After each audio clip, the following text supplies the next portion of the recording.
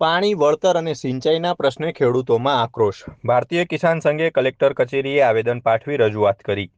પાલનપુર તાલુકાના ખેડૂતોના લાંબા સમયથી પડતર પ્રશ્નોને લઈને ભારતીય કિસાન સંઘ દ્વારા બનાસકાંઠા જિલ્લા કલેક્ટર કચેરીએ આવેદનપત્ર પાઠવી તાત્કાલિક નિરાકરણ લાવવાની માંગ કરવામાં આવી હતી. ખેડૂતોમાં પાણી, પાઇપલાઇન અને વળતર મુદ્દે ભારે અસંતોષ જોવા મળી રહ્યો છે.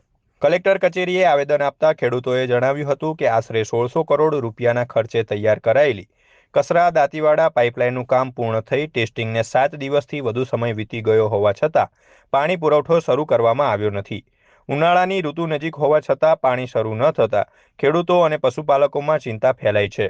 તાત્કાલિક પાણી શરૂ કરવામાં આવે તેમજ સરકાર દ્વારા તળાવો ભરવાની યોજના ઝડપથી અમલમાં મૂકવામાં આવે તેવી માંગ ઉઠાવવામાં આવી હતી. ખેડૂતોની 5 માંગણીઓ લઈને સરકારને આવેદનપત્ર આપવા માટે આવે છે. એમાં મુખ્ય માંગણી એ છે કે કસરા દાંતીવાડા લાઈન 1600 કરોડનો પ્રોજેક્ટ પૂર્ણ થયો છે. એનું ટેસ્ટિંગ કરે પણ 7 દિવસથી વધારે થઈ ગયા છે.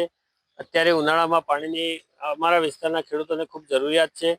આ વર્ષે એટલે અમે તાત્કાલિક અસરથી જો આ પાણી અત્યારે ચાલુ કરવામાં આવે તો ઉનાળામાં ખેડૂતો અને પશુપાલકોને ખૂબ મોટો ફાયદો થાય એવી પરિસ્થિતિ છે. એટલે આજે એ પણ માંગણી છે કે સરકાર સત્વરે એ યોજનામાં જે તળાવો ભરવાની યોજના છે એ યોજનાનું કામ ચાલુ કરે.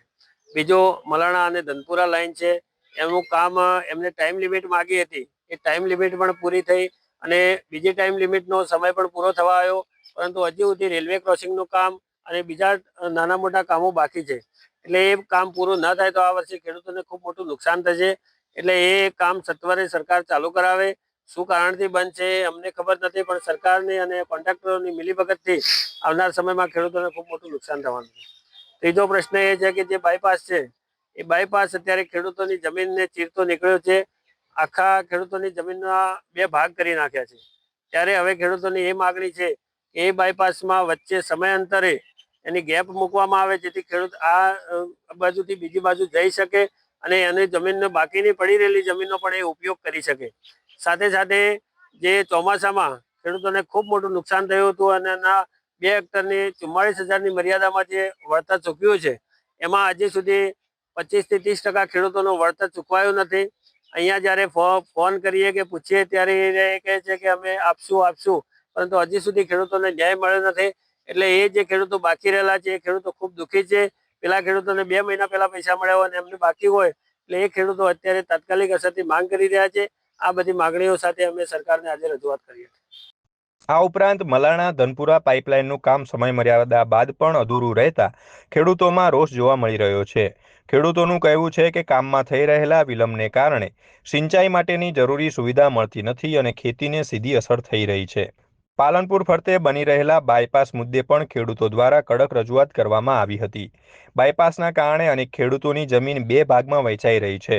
સરકાર દ્વારા સર્વિસ રોડ બનાવી 1/2 કિલોમીટરના અંતરે એવી રીતે વ્યવસ્થા કરવામાં આવે કે જેના લીધે ખેડૂત પોતાના જ ખેતરના એક ભાગમાંથી બીજા ભાગમાં સરળતાથી જઈ શકે અને કોઈ મુશ્કેલી ના પડે.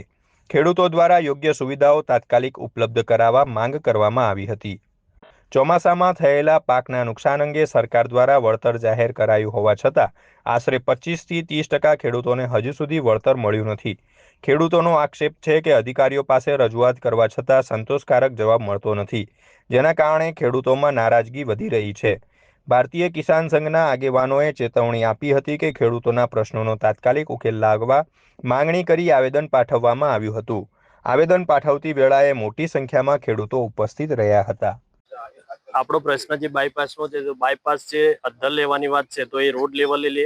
પછી બાયપાસમાં જે જગ્યાઓ ખેડૂતોની કપાણી છે તો રોડની બંને બાજુ જે જગ્યાઓ વધે છે તો એના વિકલ્પ તરીકે રોડની બાજુમાં સર્વિસ રોડ આપે કે 1/2 કિલોમીટરે કોઈ જગ્યા આપે કે ખેડૂત એક જગ્યામાંથી જે બીજી જગ્યામાં જવું પડે તેને અગવડતા ના પડે. રોડની અમારી મેન વસ્તુ રોડની માગણી કે ખેડૂતો જે હાલ હાઈવે જે બની રહ્યો છે તો એમાંથી જે એમની જગ્યામાં જવા માટેની જે અગવડતા પડે એ અગવડતા પડવી ના જોઈએ. બાજુમાં સર્વિસ રોડ મળે તો એમના એક જગ્યામાંથી બીજી જગ્યામાં જઈ શકે.